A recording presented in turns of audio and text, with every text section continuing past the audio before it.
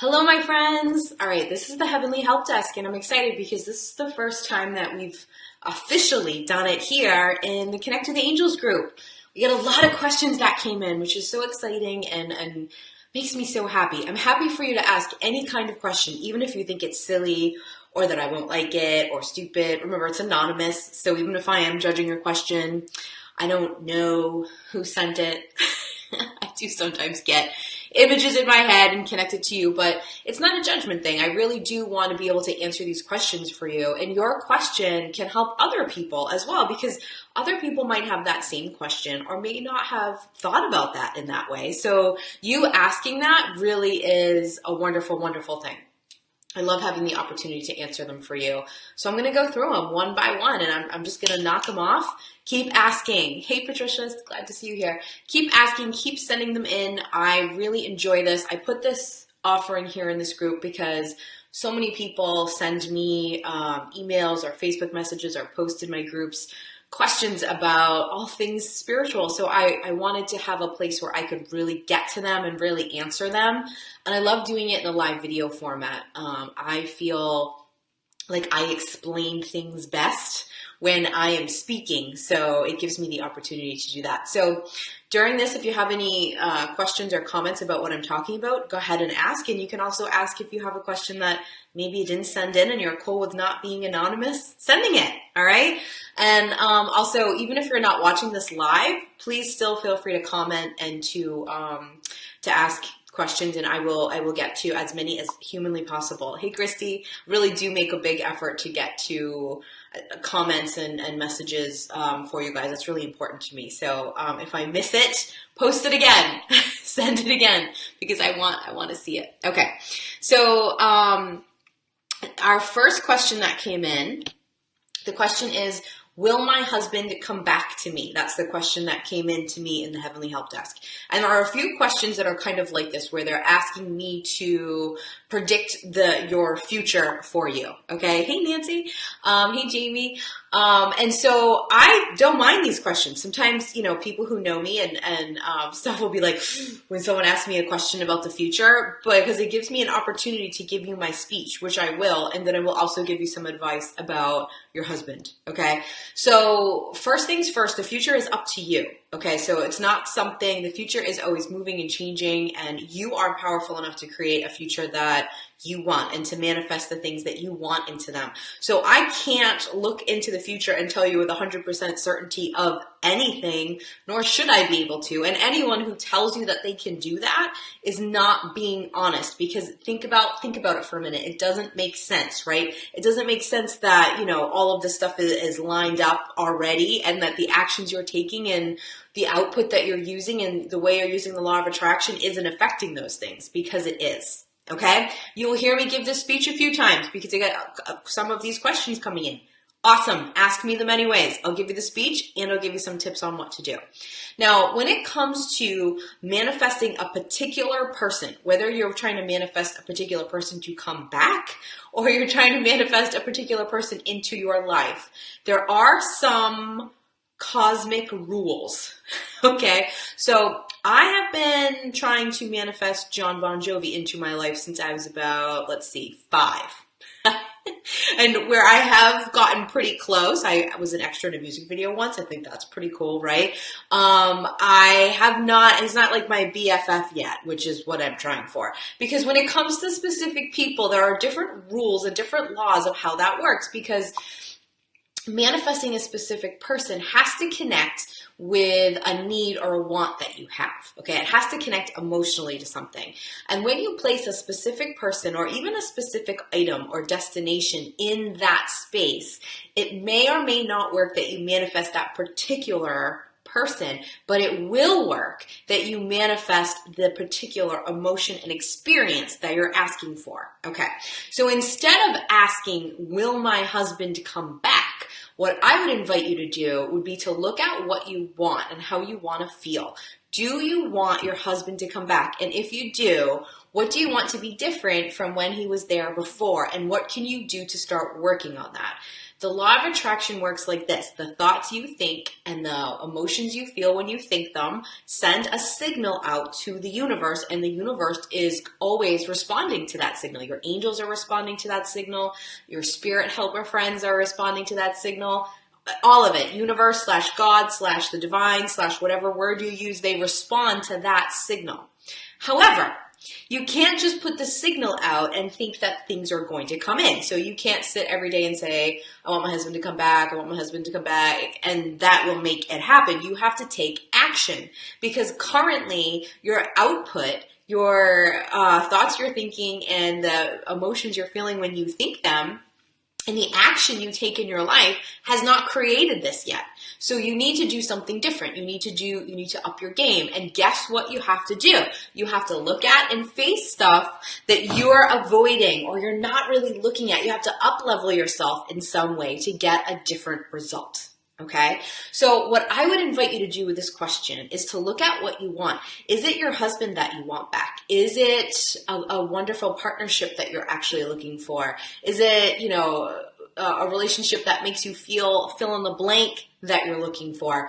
Is it just to open up the lines of communication with your husband that you want and to be able to have a peaceful conversation? But really defining what it is you want and then doing what you can to send the right signals out to be in line with bringing that into you is exactly what you need to do to get this situation where you want it to be. Okay. Now, really looking for you, I have a hint of who this is, but don't worry, I won't say anything. For you, here's what I think. I think you got to really look at what you want. Is that what you want? And how do you want to feel? And is that something that you're looking for motivated by fear or love? So I want you to look at all of those things and then look at the thoughts you're thinking, the emotions you're feeling, and the actions you're taking, and really define what you're going after. Okay. Now, like I said, when it comes to a particular person, you can absolutely manifest and get your paths to run into another person. That is 100% possible. So you can do that. I want to interact with this person. I want to have an energetic exchange with this person. I want this person to be in my life. I want to meet this person. I want to connect to this person.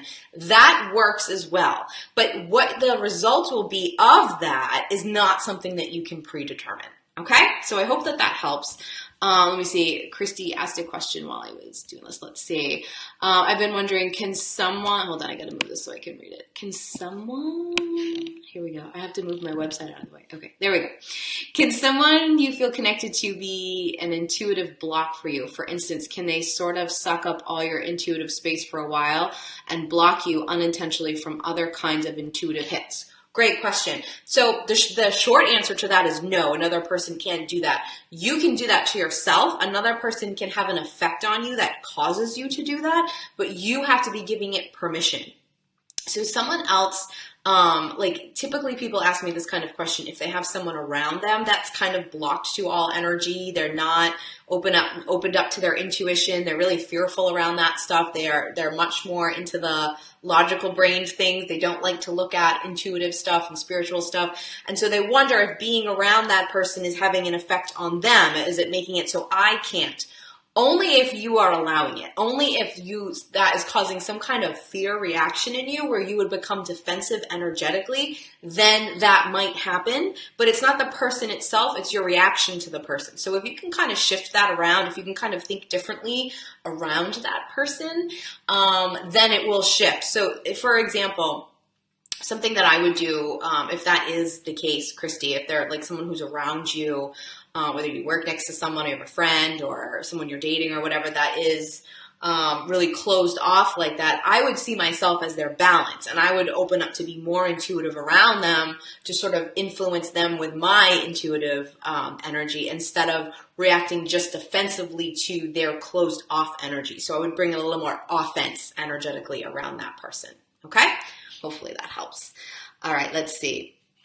My next question here is, what is your explanation of deja vu? Oh, by the way, I don't read these before I come on because I'm like very strange in the way that I like the pressure of delivering the answer to you right away. So I don't read them. I see them when they come in and I scan them through, but I don't sit and think of my answer because I want it to come from them out of my mouth to you. So it says, what is your explanation on deja vu? I haven't looked into different theories, but was once told it means you're on the right track, but wonder if that's an old wives' tale. So there are lots of different theories on deja vu, and I think that deja vu can be multiple things. But my view of deja vu is just recognizing that something that you're experiencing has already been experienced by you in some form. Okay, so that's what deja vu means to me. So is something I'm experiencing, this feels like it has already happened to me. When that happens, it could be because you dreamt it. All right, now we don't always remember our dreams. We're going to really talk about and dive into dreams in the Spiritual Rebels group in October. So if that's something you're really interested in learning more about, jump in. We're going to talk about this. We're going to talk about deja vu and why you have dreams and how it's possible to have dreams of things that happen in the future, okay? And you don't always remember your dreams. There are different reasons why you do remember and different reasons why you don't remember. So you could have a dream that you don't remember that is very similar to, it can't happen exactly, but is very similar to what you're experiencing. So in that case, you would feel deja vu because somewhere inside of you, in your subconscious and somewhere deep in your memory, you know you've experienced this, at least on an energetic level, okay?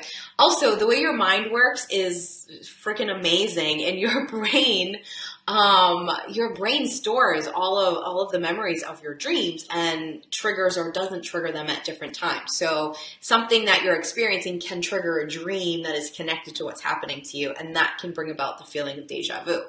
You can experience deja vu from past lives. I'd say the most common thing when it comes to that is and going to a place and feeling like knowing you haven't been there before in this lifetime, but really knowing you've been there before. It's familiar, you know you've been there, and it's a very strange feeling. It's happened to me before. And so, think of it this way. When you were here for your past lives, the destination you're going probably looked pretty similar. When you meet people from past lives, they look kind of different. We choose different bodies and different appearances based on what our purpose is. So that can have an effect as well. So with a place, it's much easier to connect with deja vu. So it can be that. It can be even sometimes intuitively you take in energetic information, and sometimes an intention of something hits you before something happens. So that would, a really common example of that is if all of a sudden you think of a certain person and a minute later they call you on the telephone. The intention for them connecting to you and calling you just energetically arrived to you before the phone call actually did. So things like that can happen with deja vu as well, where you feel like something, you just like see a flash of something and that happens right in front of you, and you didn't even fully see the intuition or the intuitive hit. You didn't fully get it. That can give you the sensation of deja vu as well. So that's what deja vu is. It can happen in many different forms, but that's really the main part about this. Christy says, almost like my intuition is honing in on this person, lots of insight to what is going on with them, but I've been holding space for my rebel partner and getting no intuitive hits there, but thanks for answering. Okay, so Christy, in that situation, when like someone is just like taking a lot of your intuitive space and like you're really, really focused on them, what you want to look at, Christy, to kind of release that is to say, what traits of this person are like me? Sometimes when we're having trouble getting into intuitive information on ourselves, it's easier for us to get it on another person. So intuitively we'll connect with someone. And so someone who has like a similar quality or trait where the information coming in is trying to hit you. So for example, if you keep getting all this intuitive information on this one friend, and the way that she's like you is this way, and that way, you're going to look at those three things and say, what kind of intuitive information in that way is meant for me? Okay. You can't get intuitive information on another person without part of the message being for you. That's just a like little added aside bonus for you. You can't, it's not possible. So sometimes when you are trying to get, energetic information on someone and you're struggling, it's probably because there's like a lack of, connection between you. There's not a lot of similar things, but people who are like you and have experienced things like you it's much easier to get that information to come in. Halen, she said, sometimes I have that feeling something is going to happen. Yes. So that is just the intuitive information, the intention of it, or is coming to you, when it has to do with deja vu. energetic information, getting hits of future events and things happening, can happen for different reasons, not related to deja vu. There's a reason, purpose related for you, that information has come to you. I wish that I could fully explain to you why certain things do and why certain things don't, but really that's a much more complicated thing that I could really give you. But the best way that I can kind of give you some information on that, to give you something to go on, is we get information if there's something we can do with it. Okay, if that information is meant to be in the world, if it's okay for it to be in the world. So all the time people are asking me, do you know what I'm having for a child? And do you know what date it's going to be born? And blah, blah, blah, right? Like, can you tell me any information on the kid? Sometimes I can, and I can nail it, and I give you more information than you can even believe.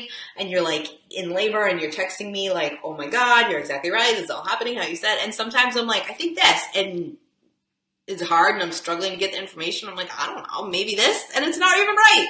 So it just depends on if that information is meant to be passed, okay? If there's a reason that you're supposed to get that energetic information. Before these hurricanes and this crazy weather stuff was happening, I was getting a lot of messages from intuitives saying, I feel like something really nature-related, weather-related is coming. And I was sensing that too. And most of us didn't really know what it was until that happened. And some people were kind of close on the location as well. So just a reason that we were tuned into that energy and we were given permission for it, okay? But not everything is up and open for us to grab. Hopefully that helps a little bit. Christy says you're the best. Thank you, girl. All right, let's see. Next question. Do you see me recovering from my injury soon, and when, please? Awesome. Again, another one of these questions. So that is completely up to you. So I can look and I can see, okay, looks like on the current track you're on, if you think the same exact thoughts and feel the same exact feelings from now until a month, that you look like you'll heal around 6 months from now. Okay. But instead of looking at that, because that information is kind of useless because you can't guarantee me that, and hopefully you don't just stay thinking the same thoughts and feeling the same ways. Hopefully you keep changing that and taking an active role in it, then you can heal much, much faster. So when it comes to recovering from injuries, the first thing that I tell every single person to do is to look at the energetic reason behind them. Now, energetic stuff can cause injury, but typically it's not the cause. It's usually just like a door that opened up to allow that possible injury to happen into your life to help you learn something, okay? So, or to help you shift something, or like your body sending you this giant signal that your soul needs something, okay? So just as a small example, for a long period in my life, and still sometimes now, I have had issues with my ankle, my left ankle in particular. And so I had surgeries, I kept breaking my foot on that side, all of these things just kept happening. It was really frustrating. And even when I would have surgery on it, there would be a complication in the healing, or there'd be something that they did wrong. And it was just over and over again in this period of my life. And I was like, what the heck? And when I finally looked at energetically what that meant, what ankle issues mean is trying to force your life in one direction when you're being pulled in another. Okay. And during the time that I was having all this ankle difficulty, I was trying really hard to become like a dancer or a dance teacher or a fitness instructor. Like, I'm going to go that way in life. And life was bringing me into the spiritual world and to try to get me to share my gifts with people or even just admit them to people. And I was fighting against that, even though I was being pulled in that direction. So my ankle kept being injured because of that. So it wasn't that I, fell and had these injuries because that was going on in my life, but it certainly opened me up energetically to an issue like that. Once I understood that and started working on healing that, my ankle and my feet healed so much faster. And also it happens a lot less, like knock on wood, right? So understanding that and bringing that component in is really, really important when it comes to healing of any kind. Also doing energetic healing, going to a healer.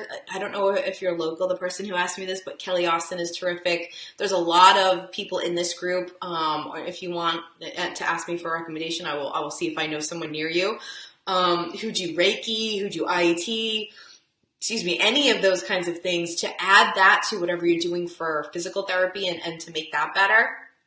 Really, really important. And then lastly, what I would say is every day, really tune in and ask the part of your body that's injured for a message. People don't do this. People think it sounds kind of crazy or silly or weird, but it's really, really, really helpful. So just tune in and listen quietly and say, what's the message? Okay. So another issue that I have all the time is tummy issues. Okay. Hello, second chakra problems. So I like taking in, food, my body has trouble processing it. Hello, taking in too much energy and trying to process it, right? So what you want to do is you want to look at the connection between those two things. And so for me, when that's going on, when my stomach is upset, I ask my stomach for a message, like what's going on? What is it that you need and what do you have to tell me? And just tuning in and sending that energy to that part of your body and listening is really, really a huge deal. Unfortunately, we're taught not to listen to our own bodies. Our bodies have the answer for us. So really doing that as well is going to help your recovery process. Okay? Hopefully that helps. Let's see. Sam says, you said you were getting into dreams in October. Can you give a brief thought on dreams now? I don't usually remember my dreams, but over the past few weeks, I've been experiencing daily nightmares of loss and death, and it's rather unsettling. Yes, I can give you a quick snippet of that. I'd be happy to. Again, we're going to go into this in detail in Rebels because there's so much to dreams. It's a difficult topic to talk about for like a small amount of time. But for what you're saying, like when you're having like nightmares all the time, and they're all connected to something like loss and death, all dreams are symbolic. So if you're dreaming of dying or losing someone, it doesn't mean that you're going to. Okay. You can have an intuitive dream that someone's going to pass, but I can promise you it'll be one of the most beautiful dreams that you ever have. Those are much different. That's getting like an energetic heads up from someone's higher self arriving through a dream. Super cool. Again, could talk about this for 500 hours, but I'll reel in for you, Sam. So if you're having nightmares all the time, it means, and you're really feeling unsettled by the dreams that you're having, it means two things. The first is that there's some kind of issue, some kind of fear, something happening inside of you in your subconscious that you're trying to block from being realized in your conscious mind, because dreams are your subconscious and conscious mind communicating. All right. So in that space, when they finally get to open up and you're asleep and you're not stopping it anymore, this is really, really trying to surface to you.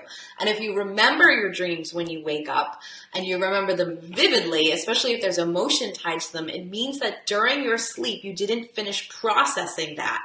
So there's still more that you need to look at. Okay. So what I would do is just write out everything that you can about your dream. Dreams of loss and death are just about getting rid of old things and starting new things. It's like cutting out, this isn't working for me, and moving on. And if the dreams of death are very scary or leave you in an emotional, yucky place, it's just symbolizing that you're having trouble letting go of some part of your life so something new and better can start.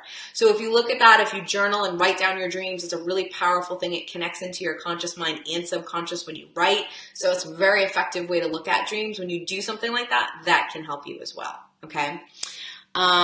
Michelle Manley says Balding Rehab now has a Reiki team. That's awesome. I'm so excited that more medical professions are bringing that in. Hey Liz, she said, I'm not feeling well lately and I don't know what it is or what's going on. Okay, so Liz, hopefully you were here for what I was just saying with tuning into your body. That's exactly what you need to do. Listen, what is your body trying to tell you for a message? What's going on? And see what you can get and look at it energetically. See as many holistic practitioners as you can, and it'll really, really, really help. Okay? All right, let's see. So the next question that came in is, do you see me recovering? Oh, that's the same one. Let's see. How do I get myself out of this funk/depression that I've been in for a while now? Can't seem to get out and get motivated. Okay, so these are the kind of questions that I put on my like careful gloves when I answer, because I have to. Okay, so careful gloves are on. So let me start with my careful gloves on, and then I'm going to take them off in a minute to answer this. Okay, so the first thing is, if you are feeling depressed and you've been kind of stuck in a state like that for a while, you should definitely see a therapist. I have some great therapists that I work with. If you're local to me, I would so gladly recommend them to you. Totally, totally happy to recommend them to you. I'm a big fan of therapy. My kids do therapy just as if you would go for your yearly physical checkup. My kids do therapy for yearly mental checkup. I just think that's smart. I think more people should do that. I go to therapy. I'm a fan of therapy. I work with a lot of therapists, so therapists bring me in on their sessions, and sometimes I bring them in on my sessions. Huge, huge fan. So first things first, if you're feeling that way, you should definitely see a therapist because they're going to really be able to help you in a way that I can't. Okay? Got it? All right, I'm going to take my careful gloves off. Okay. Next, if you are feeling depressed, it's because you have some kind of truth. It's not really a truth, but some kind of truth that you have going in that your ego has created that is having too much of a rule over your life. Okay, so if someone's depressed, there's an ego truth. No truths that your ego create are actually truths, but you know what I mean, right? There's an ego truth, an ego statement that you're believing to be true that is ruling you. It has control over you. And so to get out of that, you have to look at that, face it, and change it. So the process of moving through that, a lot of people take 2 steps in and then go like running the other way. And I get sad because I'm like, oh, you were so close. You do have to face the stuff you don't want to look at. You do have to create some new beliefs. You do have to shift the idea that your worth is connected to something it shouldn't be connected to. 9 times out of 10, that's your problem, okay? And really feeling like you are in the driver's seat of your own life. Working on those things is what I have people do when they're in that state. Now, I also require anyone who says that they're depressed to see a therapist also, okay? So I think doing both of those things is great. Even seeing a therapist first, and then when you feel ready to have your ass kicked, signing up with me after that, great idea.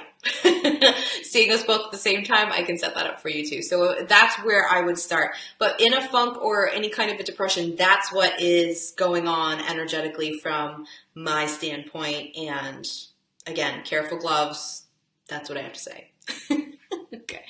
Kira says, hey, Kira Ellen, she says, how long does it typically take someone to send you a signal after you passed? I don't feel my mom and it's been a year. Okay, so that's a great question, Kira. So it depends. I know that's a terrible answer, but I will explain it better. They have the ability to send you a signal that they have passed very, very soon after they have passed. Okay, so, and it also depends on the way that they transition. So there are some spirits who just boom, transition over there and get right to work. Some spirits have a harder time getting fully over there and need a little help because they're afraid to let go. I don't think that's the case for your mom, but just to explain all of this. And then once they get over there, the first thing that they do is let you know that they made it okay. It's us that has trouble tuning into them. So when it's someone really close to you and you're not feeling them a lot, typically what's happening is that when you're thinking of them, you're going into a place of sadness. And what happens is that brings your energy down. Sadness, anger, any of those kinds of emotions bring your energetic level, the way that you're vibrating, down, okay?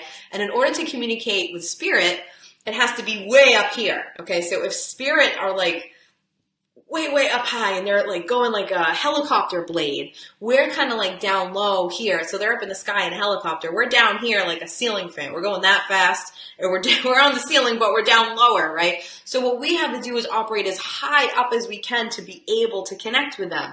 And any kind of stuff like sadness or anger or things like that, frustration that are going on, bring our energy level down. So in order to really be able to tune in more, what I tell people to do is to sit and just think about happy memories of the person. Think about how grateful you are that they were in your life. So you can do that with your mom and just be open to getting a message. The other thing that happens is sometimes when it's someone we want a message from so bad is that we get too attached to it and it's hard for the message to come in as well. So that's why I usually tell people, if it's someone super close to you, go have a medium connect you to that spirit. And usually just that process of getting that communication going will help you after you see the medium to continue to connect with them. All right. But sometimes you just need another person in there, make it a little bit easier. It's like if you're married and you're like, why can't we communicate? And I'm like, dude, you live in the same house, communicate. Sometimes you need a mediator to come in and help you communicate better. Do the same thing with a medium. If it's someone that really drums up a lot of emotion in you, having someone come in and help you is a great idea. Okay. Nicole says ankle issues here. I'll talk to you about that tonight. Oh yeah. Oh, I know all about that, girl. All right, let's see. How can I stop being so negative? If something is going on or someone is going somewhere, I always think the worst might happen. Can't enjoy daily life, always worrying. Please help. Thank you. Great question. So there are a lot of people this starts in childhood. Let me say that. Like, you started doing this as a kid, and it is hard to let go of, but you can. You just have to rewrite a few things. And I would be happy to really help you do that. But what's going on when that's the case is you're afraid that if you're not looking for the negative, that's going to make something bad happen. And you're also connecting your worth with preventing bad things or making sure everyone else is okay. So that connection gets like screwy in your head, and our brain kind of over obsesses over it. Okay. So looking for the negative in all situations, people will tell me like, oh, I just do that to not get my hopes up or whatever. And I'm always like, well, that doesn't work. Your hopes get up no matter if you want them to or not. If you want something, it crossed your mind that you want it, your hopes are already up. Okay. So what happens in this case is that we've connected our worth to that, and we've connected our feelings to safety to having to completely always run that. Okay. So what you want to start thinking about, like step one, is realizing that whether or not you think of all the negative things that could happen, that doesn't have any effect on them happening. Well, I guess that's kind of a lie. It actually makes them more likely to happen if you're thinking and giving them a lot of energy. But you thinking of them or not thinking of them does not like plant the seed to create it to happen. All right. That you don't have that kind of control. Even the witchiest of us don't. So realizing that and going, okay, wait, I don't actually control that. So why am I choosing to overlook that? Why am I choosing to like overly stare at this? And going there and asking yourself those kinds of questions to get those answers is very, very helpful. Okay. You typically also, this is a power issue, like feeling like you're powerful enough to face things or deal with things. So if you're scanning, like if you're one step ahead of that negative thing, maybe you can protect yourself from dealing with all your own emotions about it. Looking and seeing that that's probably going on as well is also very helpful, and starting to see that you're powerful in much bigger and different ways.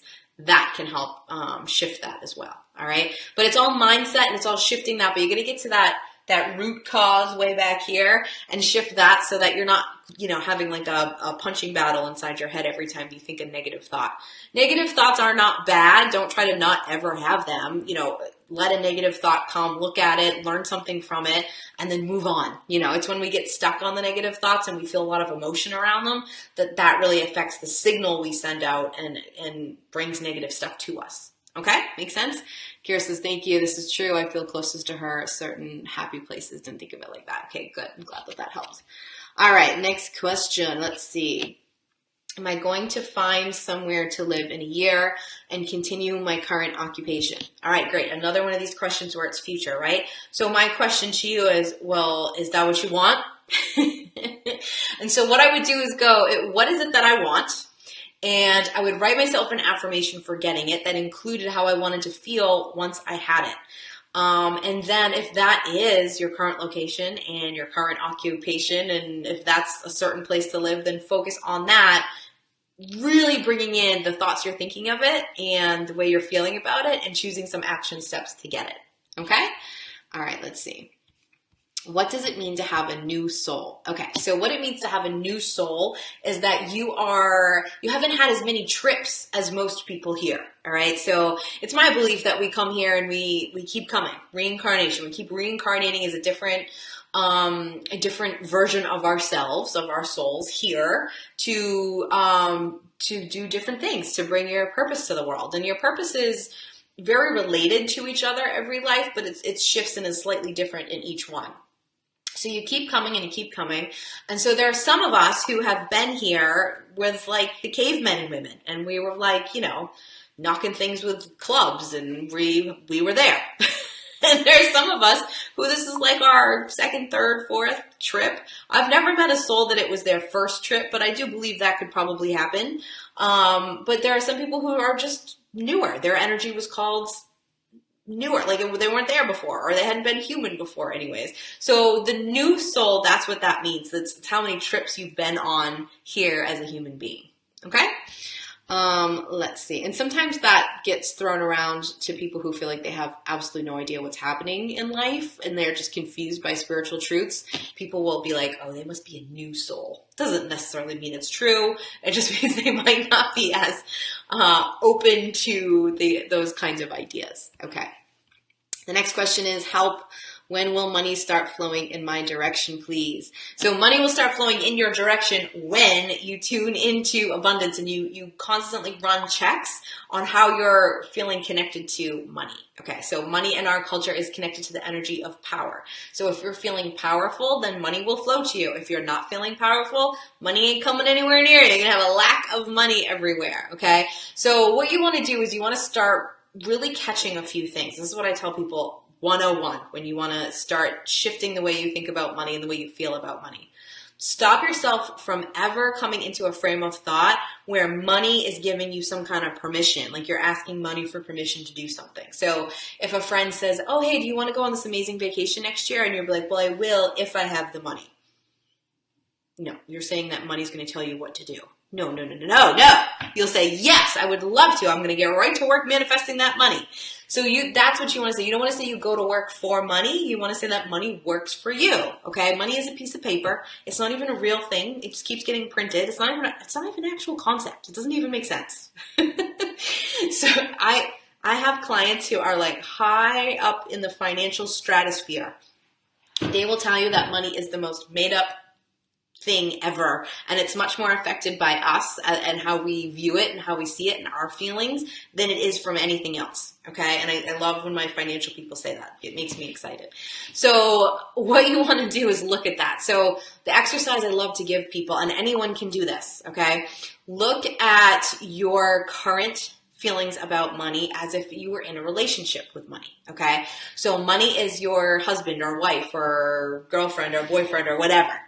And look at how it is. Like, does money tell you what to do? Is this an abusive relationship? Does money tell you how to feel about yourself? If money's around, do you feel good about yourself, but when they're not around, you feel like a terrible person? Like, what's going on there? And look at it and shift it from being this abusive relationship to having money be like the most fantastic personal assistant you've ever had. So every time you say like, oh, I want to do this, or I want to make this happen, or I want to get this, money rushes in towards you to be like, oh, absolutely, let's make that happen. Here you go. Here's the means to do it, okay? So that's how you want to start to shift that, all right? Rich Dad, Poor Dad is an excellent book. It's also on audio that if you're trying to reset the way that you think about money, I would recommend that one for sure. Okay, next one is I feel I'm being catfished by my soulmate. Is this true love? If you're being catfished by them, then it is not true love. And soulmate is one of those terms that it's not my favorite term. I mean, I use it, so I guess I'm pretty hypocritical when it comes to that. But you have lots of soulmates, okay? Sometimes you just have one romantic one, and sometimes you have multiple romantic ones. But so if this person is like here to teach you something and is meant to be in your life, then in a way they are a soulmate, okay? So if this person is really connected to you, your emotional well-being, knowing what makes you happy and trying to increase that in you, then this is a person who cares about you. If this person is not and is only really concerned with their own agenda, then they don't. So make it simple and look at it like that, okay? Patricia says, can someone send negative vibes to another to make bad things happen to them? No, they can't. You can send bad vibes to someone, but unless they are openly believing whatever you're sending, it won't have any effect. What happens when you send negative vibes to another person is that you actually send them to yourself. Okay. Now, there are very complicated things that I could get into about manifesting where you can increase things for people, typically only if they're serving them best. I would tell you to hesitate going down the road of having bad things happen to them. But so you can help facilitate something that they're already trying to have happen or they're already in the works for having happen, but you can't just send someone something negative and have that effect. Energy does not work like that unless they're open to it. Think of it this way, like if someone came up to you and insulted you and it was an insult that you kind of believed, it would hurt your feelings. But if it was an insult that you didn't think was true at all and you didn't value this person's opinion, you wouldn't care. You'd just be annoyed by it. So energy works the same way. Okay. So I'm 5 feet even. I'm like so tall, right? I'm wicked short. I'm 5 feet even. So if someone came up to me and gave me some kind of insult of being ridiculously tall, I would just be like, what?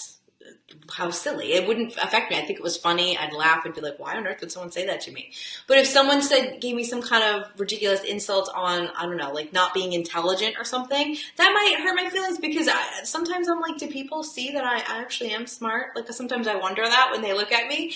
So that might actually make me feel worse, but it's because maybe I'm open to that idea being true. All right. And energy works in that same exact way. Let's see. Hey, Michelle, she says, my parents passed, but I feel a lot of guilt. How do I know if they're in a good place? So I would say connect to a medium, Michelle, so someone can like bring them in and help you. But it's my personal belief. Ready? I'm going to put my careful gloves on again. Okay, careful gloves on. It's my personal belief that there is only one place that you go, and it's not a fiery, ragged clothing place versus like a lounge on a cloud place. It's just a place. Careful gloves are on. So I've never connected to someone that was not in a good place, and I can communicate with spirit. I've never ever been like, oh, this person's in a bad place. And I've connected to people who have done bad things, who died as a result of a bad thing, who had a very difficult life. I've connected to people who have died right after they killed somebody. I mean, all of that, and they don't go to a yucky, terrible, fiery place. They go somewhere where they have to face what they have done, and so that's a version of that HE double hockey stick word, but that's how I see it. So I've never seen someone not get to a good place, but I do really feel like having that confirmed for you from another person, like that you are communicating with someone and on the other side and that they are okay, is really a beautifully healing thing to do. So I definitely recommend that you do that. And if you're in my area, let me know, or even if you're not, and if I know someone near you, I would be happy to recommend them to you. Patricia said it feels like it's being done to me. So if it feels like that's being done to you, Patricia, then what you want to do is look at what you might be feeling is true about yourself, that you're leaving yourself open to. Okay? Because if it's something that you believe is true, if you think something really negative about yourself over and over again, then someone else sending you negative energy along that vibe might be able to get in and have an effect on you. Okay? So that's where I would look. Okay, got a few more questions here. Let's see. How will I meet my new goals? Oh my goodness, sign up for a session with me and I'll make sure you meet all of them, and I'll punch you and kick you until you get there. That's my favorite thing to do. Will you meet your new goals is up to you. You have to take action to meet goals. You have to. So if you're not taking action, then there's a reason for that. So looking at whatever the reason is causing that is one of my favorite things to do, and then helping people create a plan to get there is. But meeting your goals is completely on you, right? No psychic can tell you that. Let's see.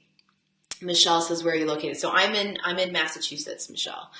You're welcome, Patricia. Okay, let's see. Next one. Will I find love and get out of debt? You tell me. Is that what you want? So think about how your feelings, your current thoughts and feelings on love. Be honest. How do you feel about it? All right. And then if you're also looking for love and you're looking for money at the same time, we definitely have a power issue going on here. Do you feel powerful enough to be in a caring relationship? And do you feel powerful enough to get the things you want? Or do you feel like money has to bring it to you? Money's a piece of paper. You're like a soul made out of stardust and wrapped in magic. Like, you are way more powerful than a piece of paper.